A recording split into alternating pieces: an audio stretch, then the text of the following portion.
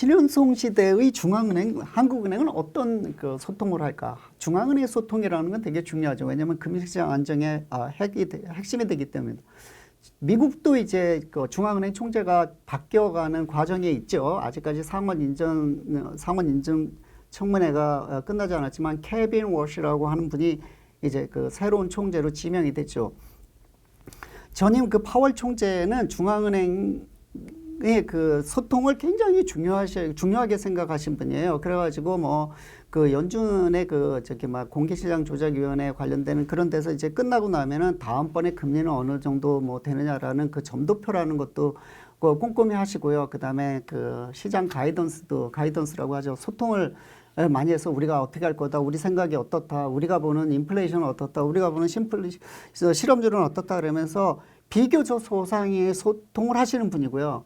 케빈 워시는 그런 거에 대해서 조금 부정적이에요. 중앙은행이 너무 많이 말을 해주는 거는 오히려 시장 혼란에 그게 좀 있다라고 하는데, 저는 신현승 교수가 어떤 그 스탠스를 취할까라는 그 측면에서 보면 이분의 과거의 그 연구 결과를 보면 중앙은행 소통 관련돼서 전임 파월보다는 케빈 워시 같은 후임의 케빈 워시와 비슷한 수준이 되지 않을까라고 합니다. 왜냐하면 그 이제 어떤 내용이 있냐면요. 중앙은행 그 시장, 금융시장과의 소통에 관련돼서 속삭임의 역설이라는 게 더 위스퍼 파라독스라고 하죠.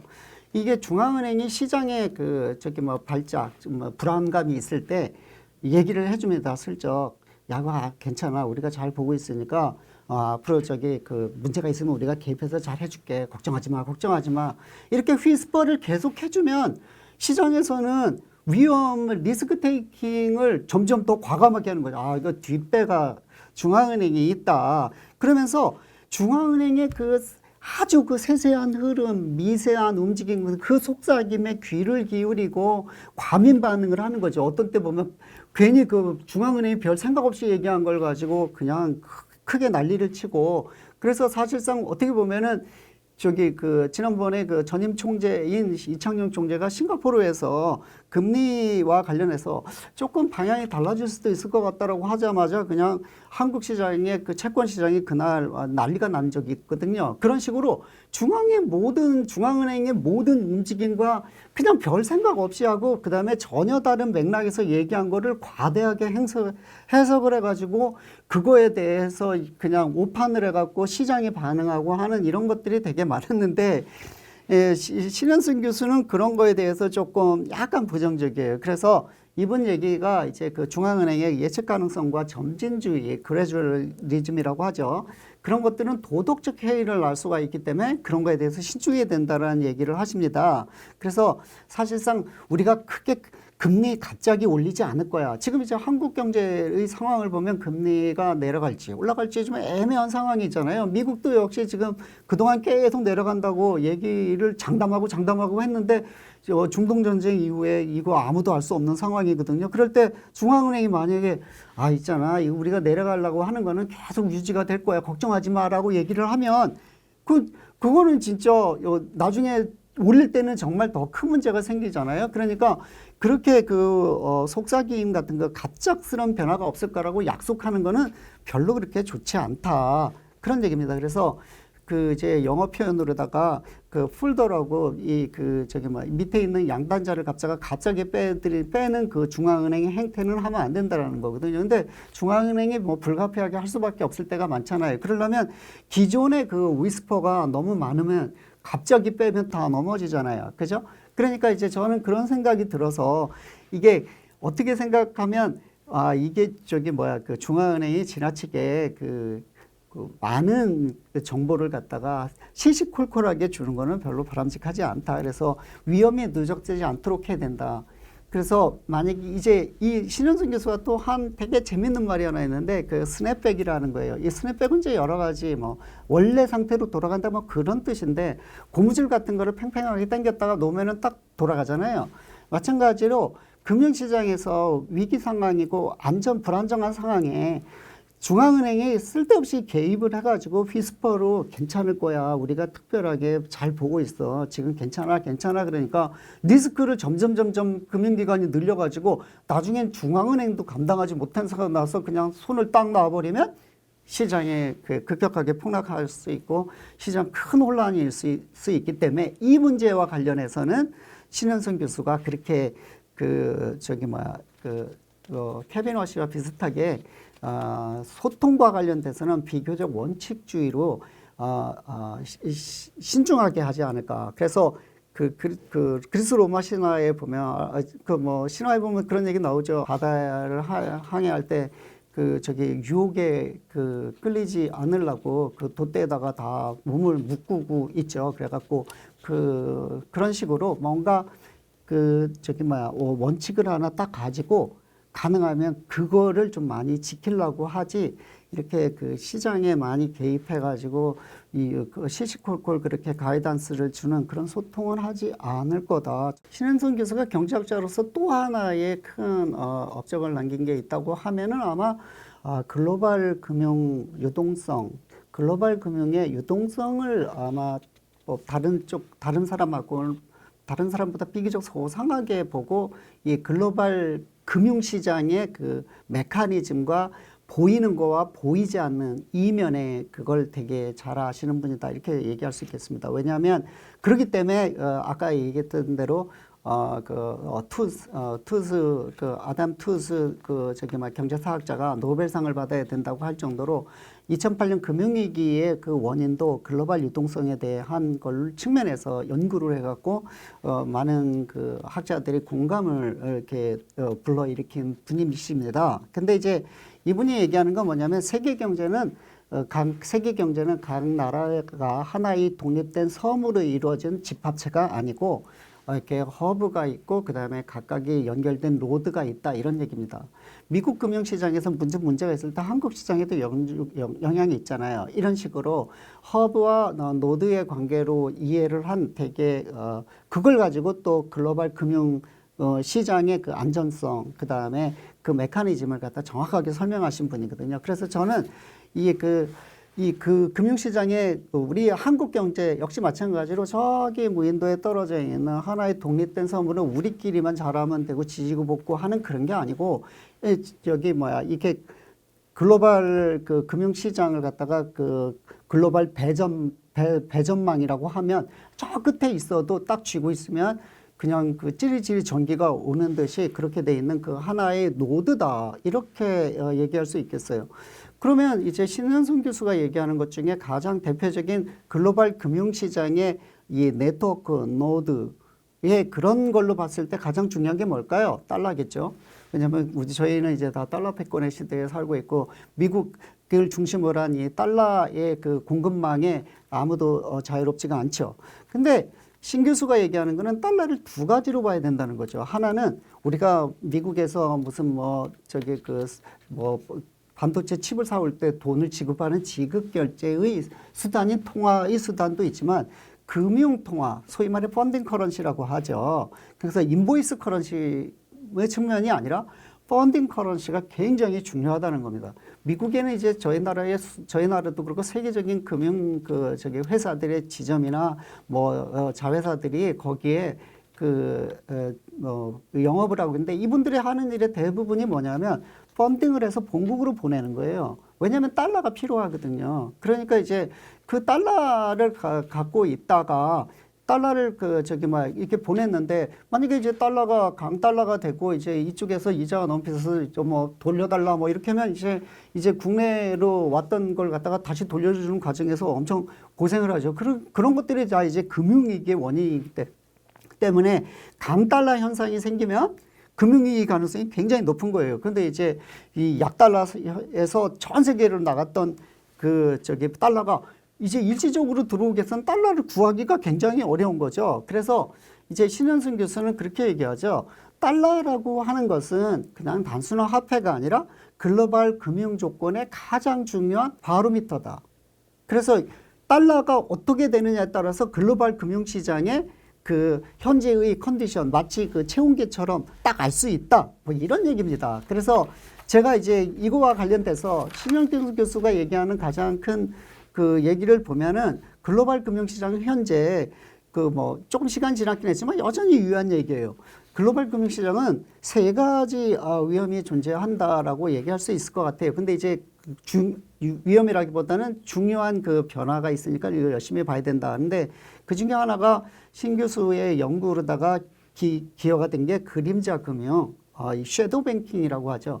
그림자 금융은 그냥 어려운 얘기가 아니고 이 전통적인 금융은 전부 다 달러 베이스인 거죠. 그러니까 아니 은행 베이스인 거죠. 근데 이제 2008년 금융위기 이후로다가 은행에 대한 건전성을 대폭 강화하니까 어떻게 뭐 그 사실상 이제 그 은행 외의 채널로 다 서로 주거니 받거니 하는 게 많죠. 뭐 예를 들자면 자산 운용사라든가 아니면 헤지펀드라든가 뭐 이런 내를 통해 갖고 조달을 하고 뭐 서로 주거니 받거니 그렇게 하는 거죠. 현재 지금 문제가 되고 있는 사모신용 그 역시 마찬가지로 섀도우 뱅킹인 거죠. 이 섀도우 뱅킹의 문제점이 굉장히 크고 섀도우 뱅킹의 문제점이 가장 큰 나라는 어느 나라냐면 중국이에요.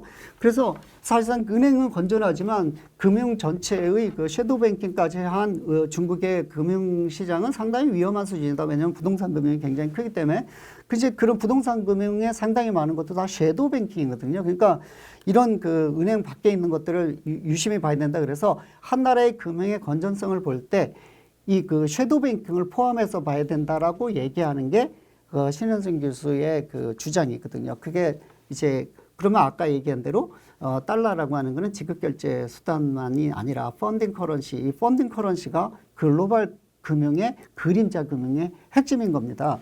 두 번째로 얘기할 수 있는 거는 국채라는 거예요. 미국 국채라고 하는 건 그냥 단순히 미국 정부의 채무가 아닌 것입니다. 왜냐하면 이게 이제 글로벌 상황에서 그 금융거래 상황에서 내가 어떤 사람한테 예를 들자면 뭐 원화를 주고 달러를 빌린다고 할 때 뭐 원화를 받는 사람이 뭐 원화가 어떻게 될지 모르는데 어떻게 받겠어요. 이제 뭐 수합이든 뭐든 한다고 할 때 뭐 금리를 많이 주는 거에 더해서 뭐 예를 들자면 담보를 제공하죠. 우리도 일상거래에서 그렇게 많이 하잖아요. 그럴 때 담보로서 금융시장의 담보로서 제일 중요한 게 제일 안전한 가치를 갖고 있는 국채예요. 그래서 국채 시장과 관련되는 것들이 굉장히 중요하고 이 국채가 지금은 사실상 이제 그렇게 얘기하시는 분들도 있죠. 현재 지금 글로벌 통화는 사실 미국 달러가 아니라 미국 국채다 뭐 이런 얘기하는 사람이 있을 정도로 국채의 중요성이 굉장히 큰 겁니다. 그래서 지금 보면은 이제 또 하나는 이제 외환 시장의 수합 시장과 팽창과 관련되는 거를 들고 이렇게 해서 글로벌 금융 시장에 현재 리스크가 있다 이렇게 얘기를 합니다.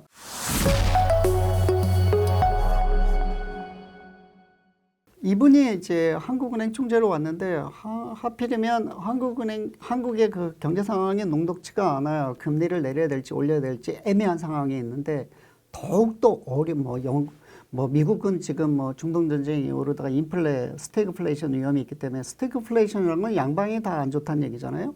그 마찬가지로 일본도 역시 마찬가지로 중앙은행이 금리를 올리고 있는데 또 지금 새 총리가 오셔갖고는 또 재정정을 확대 정책을 하고 있기 때문에 좀 이게 인플레를 자극하니까 자극하는 것도 가고 또 금리는 올리고 막 그러면서 경기 부양은 한쪽에서 하고 한쪽에서는 통화 긴축하고 막 이런 상황이고 중국도 역시 마찬가지예요. 그러니까 이런 상황에서 금리를 걷다가 더 낮춘다는 거는 있을 수가 없으니까 이러지도 저러지도 못하는 걸 이걸 영어로 혼오브 딜레마라고 그래서 양자 선택 어느 것도 좋은 게 없다. 그런 얘기거든요.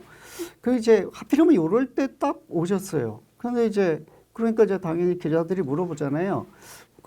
특히 요즘에 환율이 조금 생각보다 1,500원대를 넘어서서 막 가고 있으니까 이제 걱정이 되니까 물어봤어요. 그랬더니 그냥 이분이 쉽게 대답을 하셨는지 모르겠는데 이렇게 말씀하셨어요. 환율의 상황이 어떻게 봐요? 그랬더니 레벨 그러니까 1,500원이나 1,600원이나 이건 큰 문제가 아니고 변동성 관련되는 거를 그런 걸 좀 중시해서 보는데 큰 문제 없습니다. 이렇게 얘기했는데 이제 그거 가지고 좀 상황이 아니하게 생각한다 그러면서 일부에서 비판이 있고 그런데 제가 봤을 때는 이분이 항상 얘기하면 외환 수합과 관련되는 말씀을 하셨거든요. 이 외환 수합을 정확하게 아셔야 됩니다.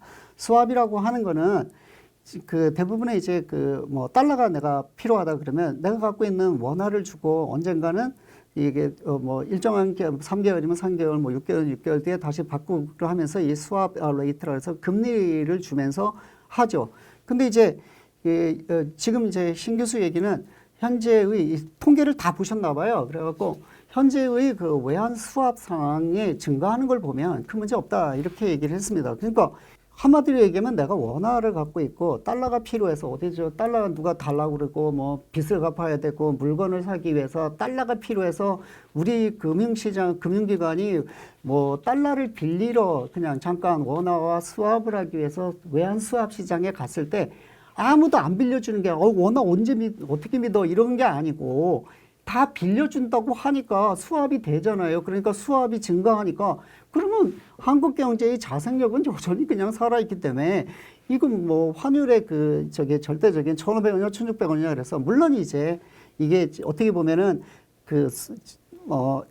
해외에 내가 이제 일부 가정에서는 이제 아들들 뭐 딸들 해외 유학하고 그래서 이제 달러 환전해야 되는데 언제 해야 될 거야 막 이렇게 뭐 머리를 쓰고 고민하고 있는 상황이긴 하지만 이제 그런 분들이 생각해보면 저게 무슨 얘기야 막 지금 급해 죽겠는데 뭐 안전하게 안정을 시키겠다 뭐 이런 얘기가 나와도 시원찮은데 무슨 말인지 잘 모르게 얘기했던 그런 식으로 돼 있는데 사실상 이제 그 금융시장의 복원력이 그대로 제대로 우리 그 비교적 1,500원, 1,600원이 가더라도 현재의 한국 경제의 이 그 기초적인 펀더멘털에 대해서 외국에서 돈을 빌려주는 사람들이 크게 우려하지 않는 지표로 외환 수합 시장을 얘기한 거거든요. 최근에 이제 아무래도 환 시장이 조금 이렇게 그 변동성이 심하니까 외환 당국에서 개입을 해서 외환 보유고가 좀 많이 줄어들었어요. 근데 신 교수께서 직접 말씀하신 건 아니지만 총재가 되셔갖고 근데